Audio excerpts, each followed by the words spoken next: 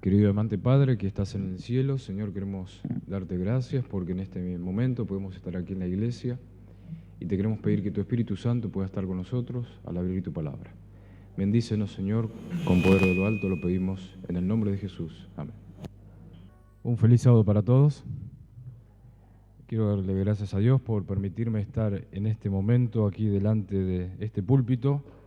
Anoche tuvimos la posibilidad, junto a algunos amigos que hoy están aquí presentes, de poder celebrar los 10 años de la radio Maranata aquí en Neuquén. Me pidió Mario que mande un saludo especial, no solamente a quienes escuchan la radio, sino también a los amigos que están privados de su libertad. En las unidades penales ustedes saben que también escuchan nuestra radio, así que sea la gloria para Dios. Y oremos por este ministerio, porque mucha gente que tiene la posibilidad de oír el mensaje a través de la radio, como decía Mario, cuando anoche íbamos dándole la posibilidad a cada uno de hablar, de que tal vez mucha gente de otra manera no podríamos llegar con el mensaje, porque probablemente si fuéramos a su casa a golpearle, no nos abrirían la puerta. Y tal vez si nos abren no tendríamos la posibilidad de darles el mensaje como sí existe a través de la radio. Así que quiero darle gracias a Dios por esta oportunidad que podemos tener de trabajar allí.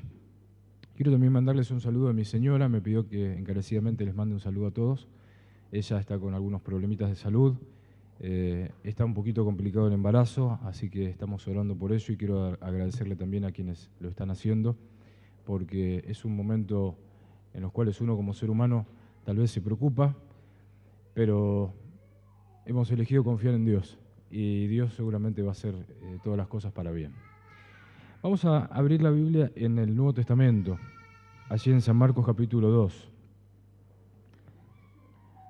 He predicado en otra ocasión en alguna que otra iglesia sobre este tema, pero siempre me gusta reciclar los mensajes y aunque a veces selecciono el mismo pasaje, trato de darle otro significado según el momento en el cual me encuentre. Y hoy vamos a analizar la historia del paralítico de Marcos 2, allí en el Nuevo Testamento, San Marcos capítulo 2.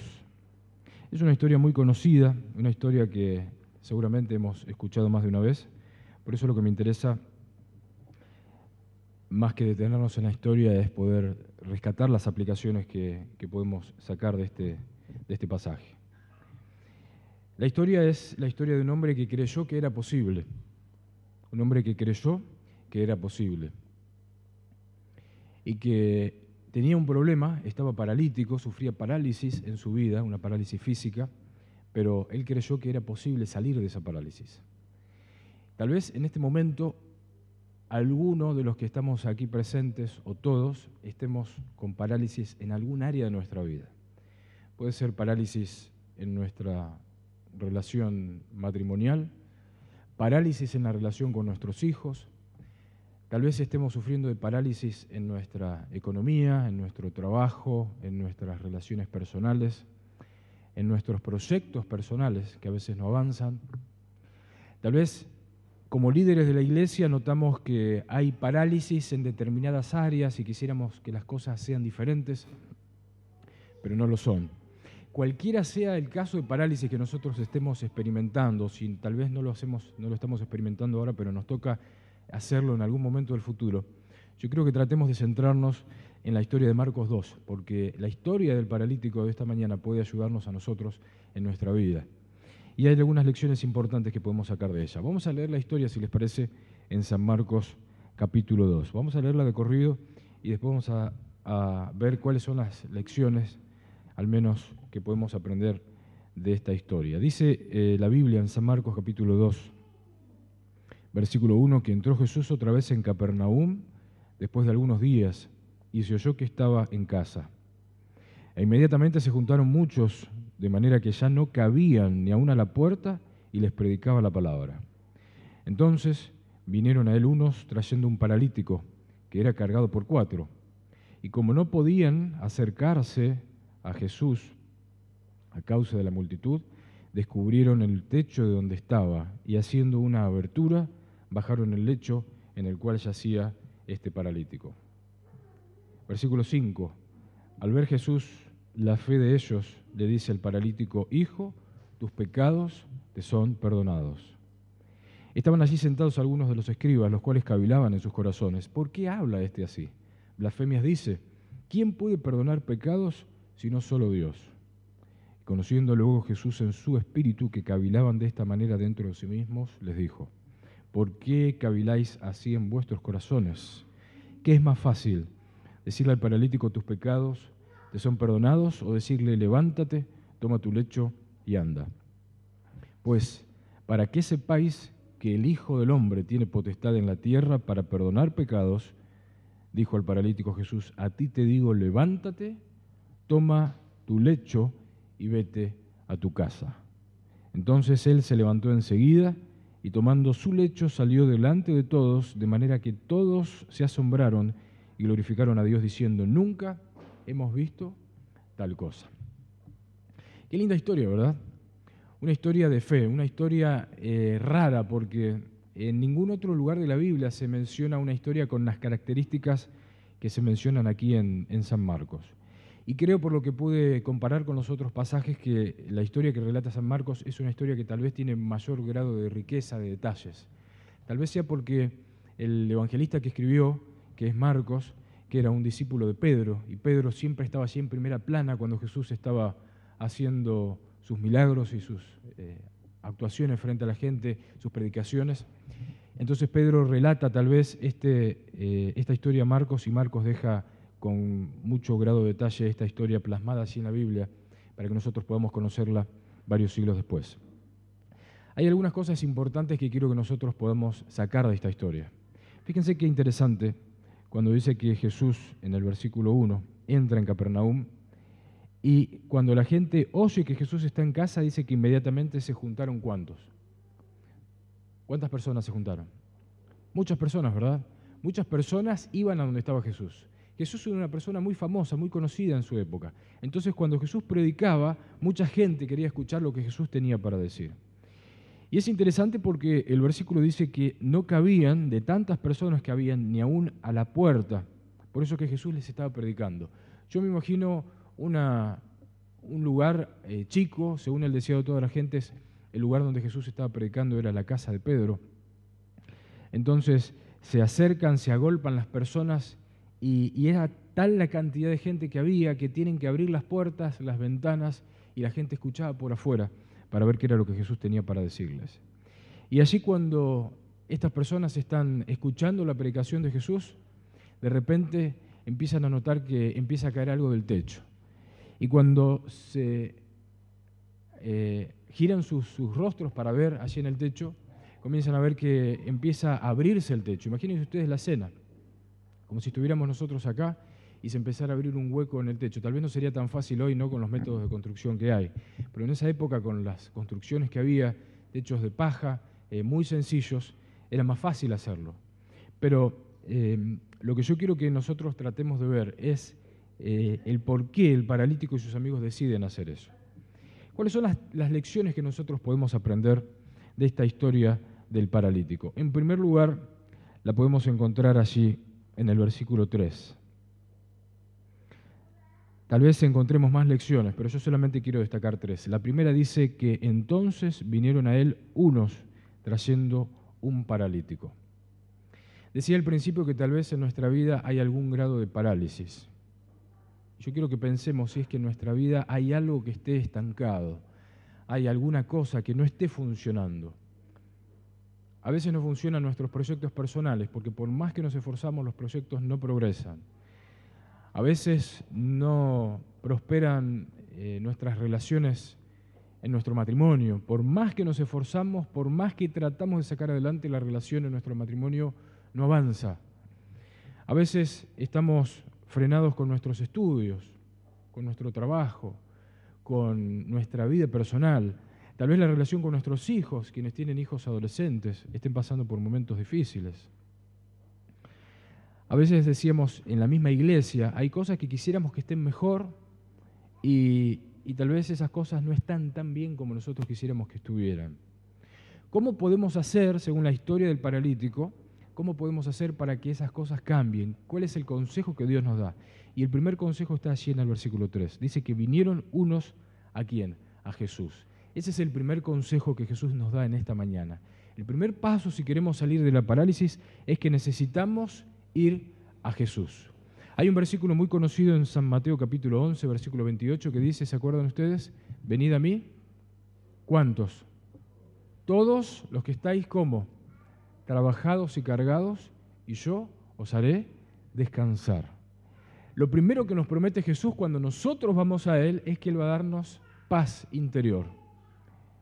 Y quiero preguntarles, ¿es bueno tener paz? ¿Es bueno poder disfrutar de paz interior? ¿Es bueno poder tener tranquilidad en nuestra vida? Alguien dijo, alguna vez escuché por allí, que tener paz es la riqueza más importante de la cual podemos disfrutar los seres humanos. Porque podemos tener un montón de cosas en nuestra vida, pero si nosotros no tenemos paz dentro de nosotros, de nada vale lo que nosotros podamos tener. Si nosotros no tenemos paz, no vamos a poder disfrutar las cosas que tengamos.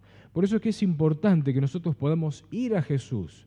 Muchas veces tenemos parálisis en nuestra vida, pero tal vez estamos luchando por nosotros mismos. No sé si les ha pasado alguna vez, de querer luchar, de querer intentar, de querer salir adelante por nuestros propios medios, y resulta que chocamos como contra una pared porque no logramos avanzar porque estamos luchando con nuestras propias fuerzas. El consejo que nos da la Biblia en esta mañana, el consejo que nos da San Marcos, allí en el versículo 3, es que si queremos recuperarnos, sanarnos de esa parálisis, lo primero que tenemos que hacer es, tenemos que ir ¿a quién?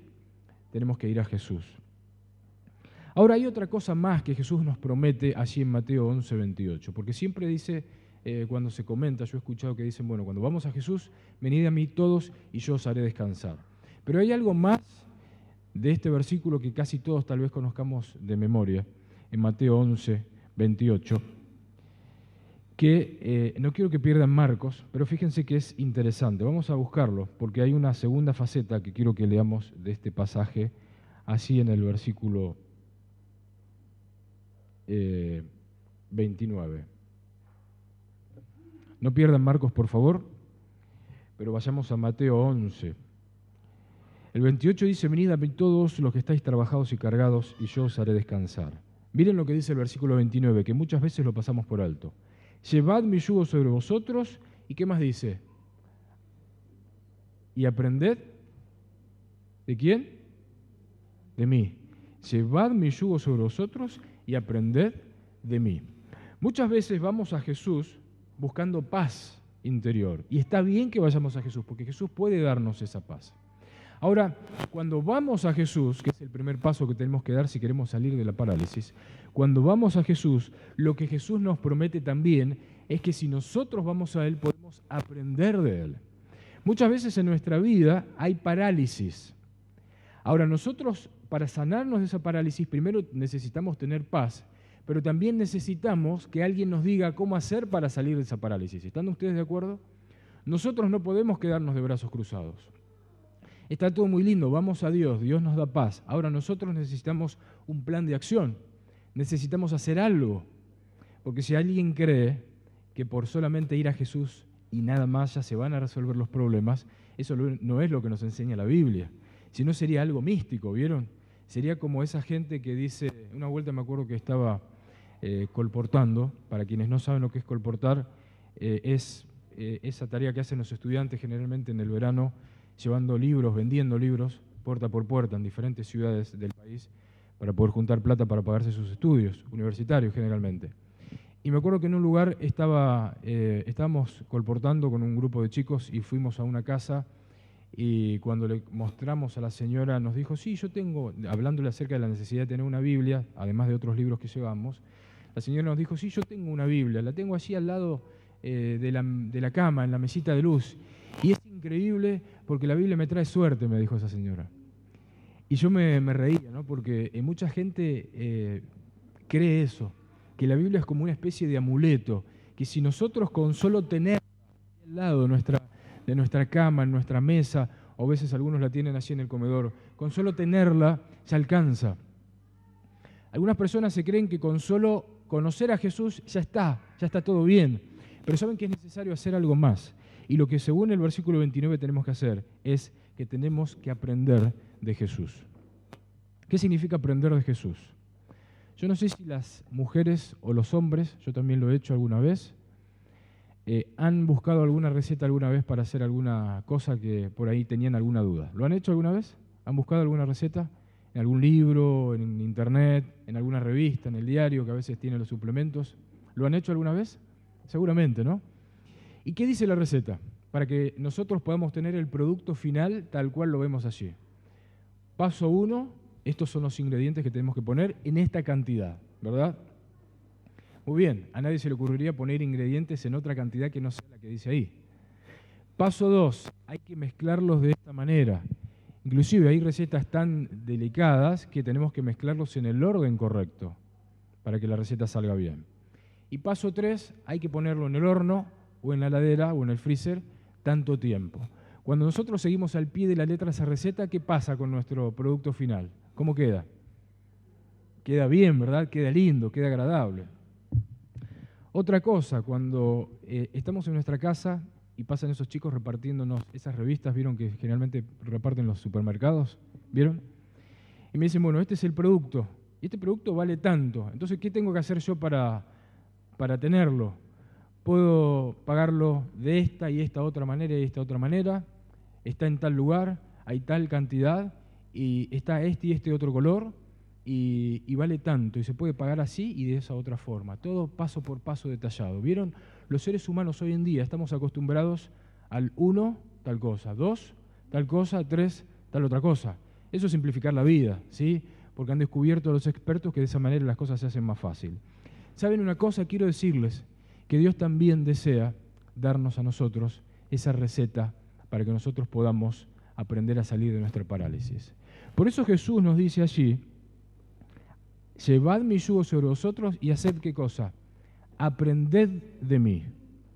Muchas veces yo quiero resolver mis problemas matrimoniales a mi manera. Quiero resolver mis problemas de salud a mi manera. Quiero resolver los problemas económicos que tengo a mi manera, los problemas que tengo en la iglesia a mi manera. Quiero resolver esas parálisis según mi forma de ver las cosas. Pero lo que yo tengo que consultar es la receta que me da ¿quién? Jesús. Tengo que aprender de Jesús. Y quiero que leamos algunos pasajes en la Biblia para ver cómo es que es posible que Dios pueda revelarnos ese plan de acción. Miren, vamos a ir al Antiguo Testamento. Jeremías. Y cuando buscaba este versículo me acordaba de Walter. Jeremías 33. Porque hace un tiempito tuvimos a nivel familiar un inconveniente y me acuerdo que me lo encontré a Walter en la calle, entre comillas de casualidad, pero no hay casualidad, y Walter me recordó este pasaje que yo lo sabía y la verdad que está fabuloso, está muy bueno y quiero compartirlo con ustedes en esta mañana. ¿Por qué tenemos que ir a Jesús? ¿Será que Jesús tiene algo que nosotros no tenemos? ¿Será que Jesús puede enseñarte algo que vos no sabés en tu vida para resolver tus problemas o para salir de tu parálisis? Miren lo que dice Jeremías, capítulo 33, versículo 3. Clama a mí y yo haré ¿qué cosa? Y yo te responderé. Esa es una promesa. ¿Decimos amén? Eso es una promesa. Si nosotros clamamos a Dios, ahora clamar no significa, Señor, tengo este problema, te pido que me ayudes, en el nombre de Jesús, amén. Salgo a hacer mis cosas y dije, listo, ya le dejé el problema a Dios, me olvido del asunto, no necesito volver a orar más. ¿Eso es clamar? Eso me parece que es más bien ser cómodo, ¿no? Pocas ganas de orar. A veces los cristianos interpretamos mal la Biblia. Venid a mí y yo os haré descansar. Vamos una sola vez, pero después nos olvidamos del asunto. Lo que nos está diciendo Dios aquí en Jeremías 33:3 es, clama a mí.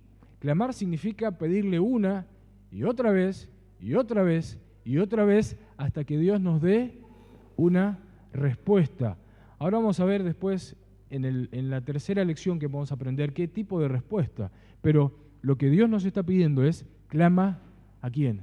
A mí, y yo te responderé. ¿Saben? Quiero decirles algo. He aprendido que cuando en la Biblia Dios es tan enfático, que Dios dice, va a hacer tal cosa, es porque Dios está decidido a hacerlo. ¿Sabían ustedes eso?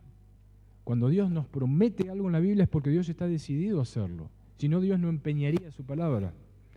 Dios no se arriesgaría a decir algo si Él no estuviera dispuesto a cumplirlo. Y lo que nos está prometiendo en Jeremías 33:3 es que clamemos a Él y Él nos va a ¿qué? A responder. ¿Se dan cuenta? No vas a quedar sin respuesta. Pero miren qué interesante, la segunda parte. Y te enseñaré. Llevad mi yugo sobre vosotros, ¿y qué más? Y aprended de mí. Tenemos que ir a aprender. Cuando vamos dispuestos a aprender, Dios dice, te enseñaré. ¿Qué cosas? Cosas grandes y ocultas que tú no conoces. ¿Saben? Las respuestas de Dios a nuestros clamores van a ser grandes.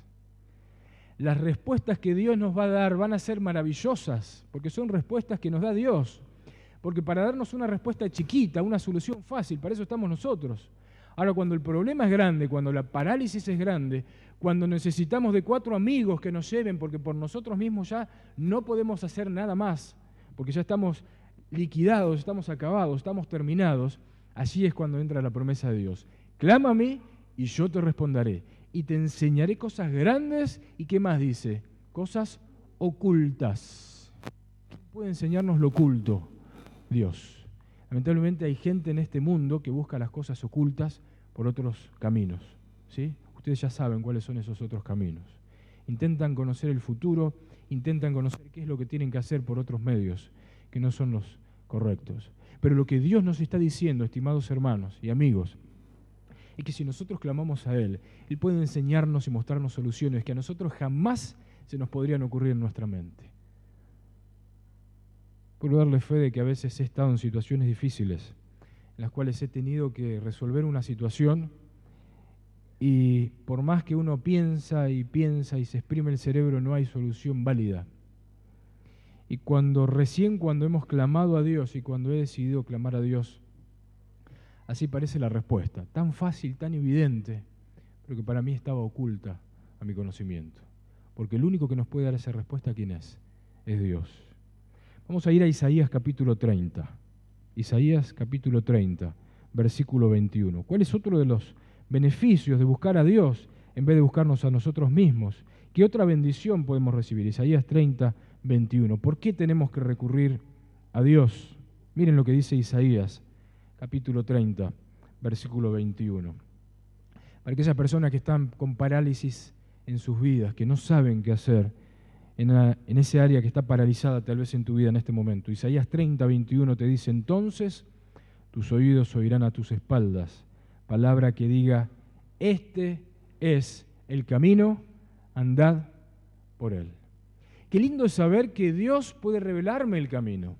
Qué lindo que es saber que Dios puede mostrarme la solución, que yo no sé cuál es la solución que tengo que tomar, pero Dios sí sabe cuál es esa solución que yo tengo que tomar. Ahora, el consejo que me da Dios allí, fíjense qué interesante es. No echéis a mano derecha, ni tampoco torzáis a la mano izquierda. Cuando Dios me da una respuesta, yo tengo que tener el coraje suficiente de poder seguir ese camino que Dios me está indicando. Porque a veces Dios me da la respuesta, pero nosotros intentamos perfeccionarla, ¿no? A lo humano. Entonces yo voy a perfeccionar la idea que Dios me dio. Entonces me corro un poquito para la derecha o un poquito a la izquierda del plan de Dios. Y saben, ese no es el plan de Dios. A veces el plan de Dios es difícil de hacer. Algunos ejemplos en la Biblia de los planes de Dios, que los hijos de Dios se vieron tentados a desviarse. Cuando estuvieron frente al Mar Rojo, ¿se acuerdan? Cuando estuvieron frente al Mar Rojo y venían los egipcios atrás y el Mar Rojo adelante, ¿qué les dijo Dios? Avancen. ¿Qué hubiera querido Dios que hiciera? Que se hubieran muerto los egipcios, ¿verdad? Antes de que ellos tuvieran que avanzar. Sin embargo, Dios les dijo, avancen, y el Mar Rojo se abrió. Cuando estaban frente al río Jordán y tenían que cruzar para conquistar Jericó, ¿qué les dijo Dios? Avancen. Y ellos tuvieron que mojarse, dice la Biblia, hasta casi la rodilla con el agua, para que el agua recién allí se detuviera, ¿se acuerdan del relato? Y recién ahí pudieron cruzar por ese río. Nosotros necesitamos seguir el plan de Dios de manera perfecta. Y quiero leer un versículo más, Salmos 32. Salmos 32, un versículo más sobre este primer punto, Salmos 32, 8. Es uno de mis versículos favoritos, siempre me acuerdo de esto cuando hay algo que no sé qué hacer.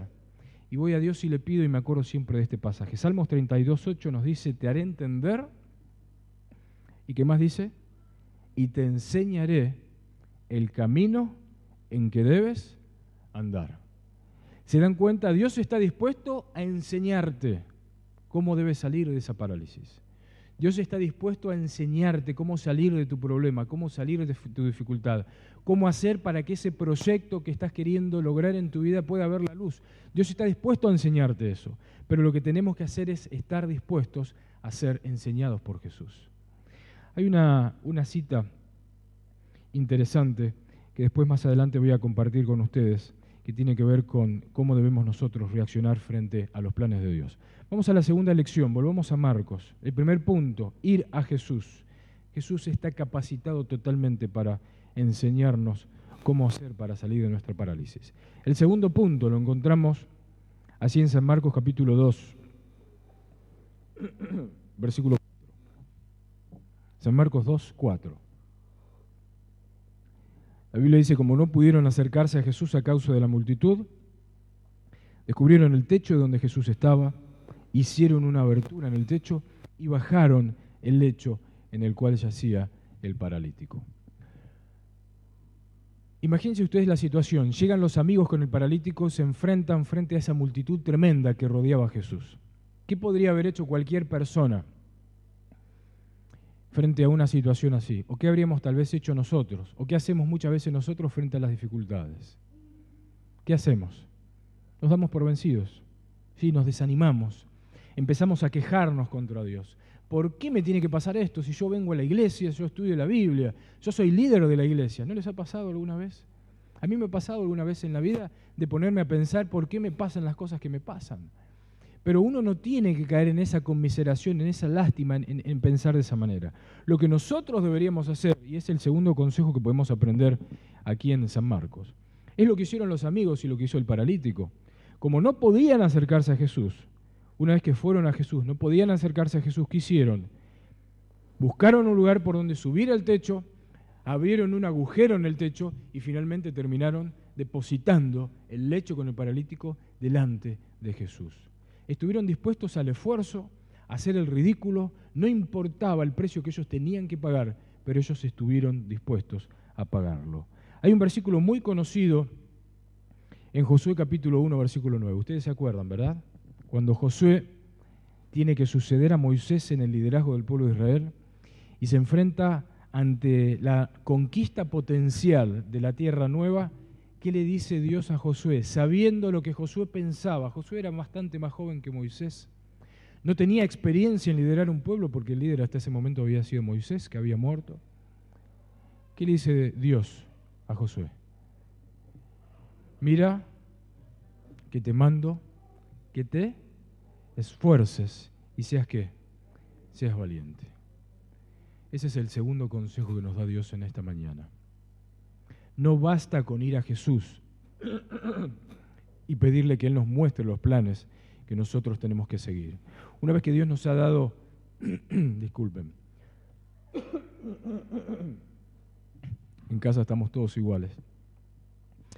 Una vez que Dios nos ha dado el camino que nosotros tenemos que seguir, a veces ese camino no es fácil, porque como veíamos en el Proa y Ved, ese camino implica tener que no trabajar los sábados. O ese camino implica hacer un sacrificio en mi economía y devolver el diezmo. O ese camino implica que yo me tengo que sentar con mi esposa, dejar de lado el orgullo y empezar a charlar ese problema que yo estoy teniendo para ver cómo resolver esa parálisis. A veces ese esfuerzo implica sentarme con mis hijos, estar dispuesto a que mis hijos estén en contra mía, pero decirles lo que yo creo que tal vez debería haberles dicho a tiempo y no se los pude decir, pero nunca es tarde para decirles las cosas y agarrarlos a tiempo y aconsejarlos en ese momento. Si yo tengo que lograr una buena nota en la universidad, tal vez ese esfuerzo implique tener que dormir menos horas para poder sacar y tratar de estudiar más material de la cuenta. Si estoy trabajando y tengo que cumplir en el trabajo, tal vez implique trabajar desde bien temprano en la mañana hasta altas horas de la noche para poder lograr los objetivos laborales que yo necesito cumplir. Pero si yo pretendo orar a Dios, dejarle el problema a Dios y yo no hacer absolutamente nada, esa no es la receta que Dios nos da. La receta que Dios nos da es la de Josué 1:9. Mira que te mando que te esfuerces y seas valiente. Hace falta coraje para seguir los planes de Dios. Hace falta esfuerzo para seguir los planes de Dios, pero es el camino más seguro.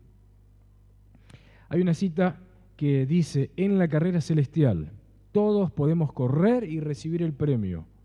En esto no hay incertidumbre ni tampoco hay riesgo. ¿Se dan cuenta? ¿Hay algún riesgo cuando seguimos los planes de Dios? No los hay. Manteniendo mis ojos fijos en el premio, podemos correr esa carrera con certidumbre. ¿Saben lo que es certidumbre? Estoy seguro. No cabe duda de que el premio va a llegar. Manteniendo los ojos fijos en el premio, podemos correr esa carrera con certidumbre, sabiendo, esto lo dice Elena de Guay en el libro En los lugares celestiales, sabiendo que si hacemos lo mejor que podamos, ¿escucharon bien? Si hacemos lo mejor que podamos, alcanzaremos el premio con seguridad. ¿Amén? ¿Tenemos que esforzarnos o no? Hay que esforzarse. A veces no se sale de una parálisis sin esfuerzo. No basta con que vayamos a Jesús, que pongamos el problema delante de Jesús y le pidamos que Él nos ayude. Él está dispuesto, ese es el primer paso. El segundo paso que tenemos que dar es esforzarnos. Tenemos que empezar a caminar, tenemos que empezar a transpirar, tenemos que mojarnos los pies en el agua. Tenemos que dejar de lado nuestro orgullo a veces para resolver el problema. Tenemos que aceptar pagar el precio, porque ese es el precio que Dios nos está pidiendo que paguemos, la unión de lo divino con lo humano. Y hay una tercera cosa que tenemos que hacer. En San Marcos 2, versículo 5, está la tercera cosa, y es muy evidente. Versículo 5 dice que cuando los amigos fueron a Jesús, una vez que fueron a Jesús, estuvieron dispuestos a pagar el precio. Dice que Jesús, versículo 5, vio algo de ellos. ¿Y eso qué era? Era la fe. Ese es el tercer paso, estimados amigos y hermanos, que tenemos que nosotros dar. Ir a Jesús, estar dispuestos a pagar el precio. Pero una vez que hemos ido a Jesús y una vez que estamos dispuestos a pagar el precio, tenemos que tener fe. Vamos a ir a Hebreos, capítulo 11. Quiero que analicemos un par de facetas de la fe. Hebreos capítulo 11, versículo 1. Vamos a analizar dos facetas de la fe. Hebreos capítulo 11, versículo 1. ¿Qué es la fe? Según la Biblia, Hebreos 11:1 dice después la fe, ¿qué cosa? La certeza. ¿Qué es la certeza? Como leíamos recién, ¿no? La seguridad, la convicción de lo que no se ve. Es pues la fe, la certeza de lo que se espera, la convicción de lo que no se ve. Esa es una de las facetas de la fe. Yo estoy seguro de que aquello que yo le estoy pidiendo a Dios, Dios me lo va a dar. Porque yo estoy orando con fe, le estoy pidiendo a Dios y además yo estoy poniendo de mi parte todo lo necesario para poder resolver ese problema. Para que ese problema se resuelva, para que esa parálisis deje de existir en mi vida. Es una faceta de la fe. Y miren lo que dice el versículo 6. Dice que sin fe es imposible agradar ¿a quién? Agradar a Dios. Porque es necesario que el que se acerca a Dios crea que le hay, otras versiones dicen crea que Dios existe, pero no que Dios existe así en el universo, que Dios existe en mi vida, que Dios está interesado en responderme. ¿Se dan cuenta? A veces nosotros oramos, vamos a Dios y pensamos, ¿será que Dios quiere responderme esta oración? Y empezamos a dudar. ¿Será que Dios está interesado? Hay tantas cosas en las cuales Dios tiene que preocuparse. ¿Será que Dios se interesa por mis problemas? La Biblia en Hebreos 11:6 nos dice, sin fe es imposible agradar a Dios, porque es necesario que el que se acerca a Dios crea que Dios existe en tu vida, no allí en el universo. Dios también existe afuera, pero también existe en mi vida, y que Dios recompensa a los que le buscan. Dios puede darte lo que estás buscando. Dios puede darte lo que estás necesitando. Eso es tener fe, hay que creer en eso. Esa es una faceta de la fe. Ahora quiero que analicemos otra faceta de la fe, que a veces no nos gusta mucho, pero si yo no la digo estaría dando el mensaje incompleto. Vamos a ir a Daniel, capítulo 3. Antiguo Testamento, Daniel capítulo 3. Una historia conocida, la historia de los amigos de Daniel en el horno de fuego. En el capítulo 2, Nabucodonosor había soñado que veía una estatua que tenía diferentes metales. Él era la cabeza de oro, así que él decide hacer una estatua toda de oro para que toda la estatua fuera el símbolo de su grandeza. Y conocemos la historia, mandan a llamar a todos los habitantes del reino para que cuando escuchen el sonido de los instrumentos, esos instrumentos que me imagino que estarían ejecutados por profesionales, ¿no? Personas magistrales. Cuando escuchan esos instrumentos, ¿qué hacen todos automáticamente? Se arrodillan y adoran. Eso hicieron todos, menos 3. ¿Se acuerdan de la historia, verdad? Todos, menos 3, se arrodillaron delante de la estatua. Esos 3 eran los 3 amigos de Daniel: Sadrac, Mesac y Abednego. Cuando son llamados delante de Nabucodonosor, Nabucodonosor hervía de bronca, un sanguíneo total que reaccionaba y quería matar a todo el mundo cuando no le hacían caso. Cuando son llamados delante de Nabucodonosor, Nabucodonosor dice: eran ustedes, miren, se salvan porque son mis ministros. Porque yo di la orden de que automáticamente el que no adore sea echado en el horno de fuego. Pero ustedes se salvan porque son mis ministros.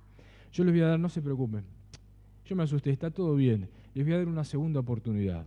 Vamos a hacer sonar de vuelta los instrumentos. Y ustedes, una vez que los instrumentos suenen, arrodíllense. Yo sé que sirven a otro Dios, pero no se preocupen. Es una sola vez. ¿Qué dijeron los 3 amigos de Daniel? No lo vamos a hacer. Y acá viene la otra faceta de la fe. Miren qué interesante. Daniel 3, 16. Sadrac, Mesac y Abednego respondieron al rey Nabucodonosor diciendo: no es necesario que te respondamos sobre este asunto. He aquí nuestro Dios, a quien servimos, puede librarnos del horno de fuego ardiendo, y de tu mano, oh rey, también nos va a librar. Ellos tenían la fe de que Dios les iba a dar lo que ellos querían. Tenían la fe de que Dios les iba a dar lo que ellos estaban buscando, que era la liberación de ese horno de fuego. Ahora la segunda faceta de la fe es el versículo 18. Porque siempre hay que dejar la puerta abierta. Yo puedo creer en Dios, puedo tener la plena confianza, puedo tener la plena seguridad, pero siempre hay que dejar la puerta abierta a que Dios responda a otra cosa. Porque si no, en lugar de fe sería ¿qué cosa? Sería presunción. Daniel 3:18 dice: y si no, Dios puede librarnos, pero si Dios decide no librarnos, si Dios decide que igual seamos arrojados dentro del horno de fuego, sepas, oh rey, que no serviremos a tus dioses, ni tampoco adoraremos la estatua que has levantado. ¿Amén? Esa es la segunda faceta de la fe. Yo le pido a Dios que Dios me dé la respuesta a mi problema, que Dios me sane de mi parálisis, que Dios sane el problema que yo estoy teniendo en mi vida, en ese área de mi vida que tal vez yo quisiera que fuera diferente. Yo estoy convencido, estoy totalmente seguro de que Dios me va a dar esa respuesta, porque yo estoy orando con fe. La iglesia está orando con fe.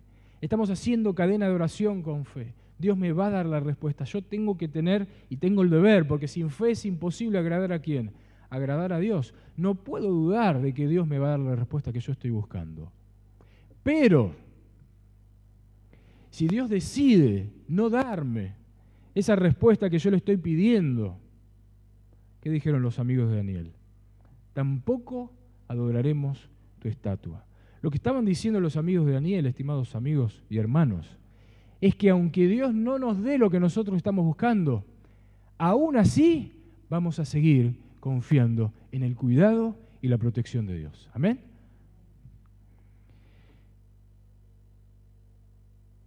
Quiero contarles, para terminar, algo personal.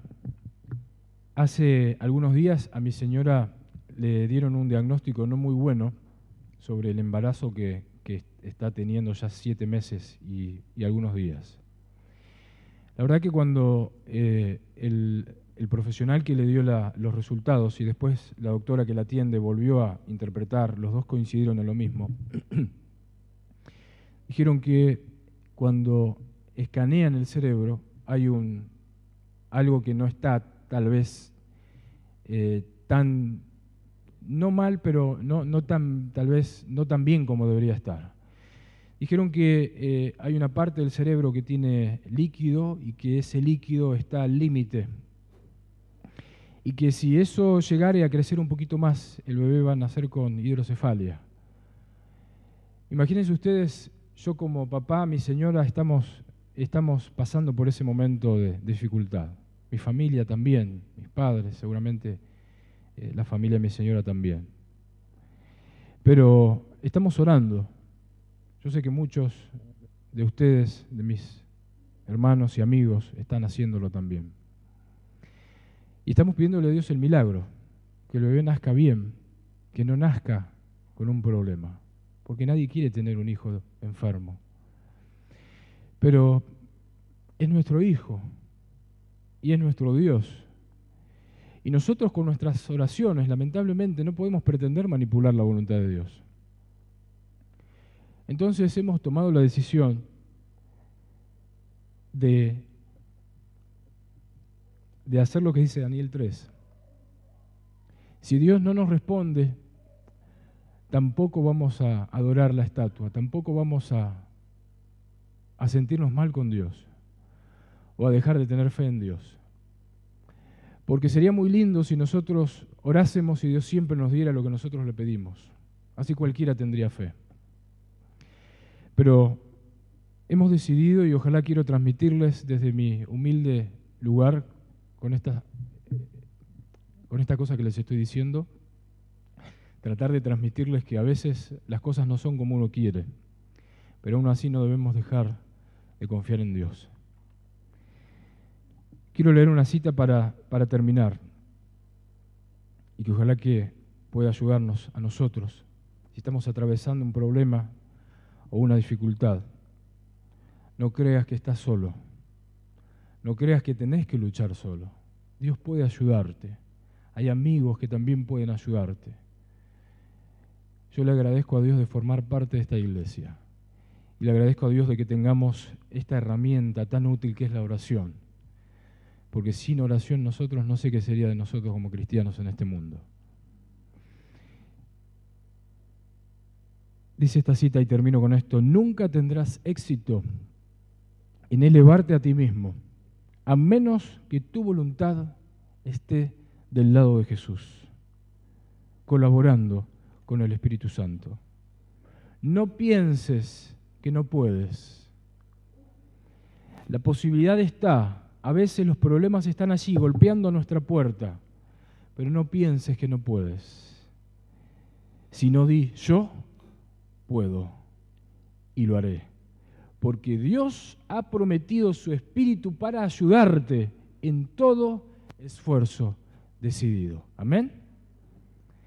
No sé cuál problema, tal vez si estás atravesando alguno, puedes estar teniendo en tu vida. Lo que sí sé es que Dios puede ayudarte en cualquier problema y en cualquier dificultad a salir adelante. Vayamos a Jesús, esforcémonos, hagamos lo mejor que esté de nuestra parte y tengamos fe. Dios va a encargarse del resultado. Amén.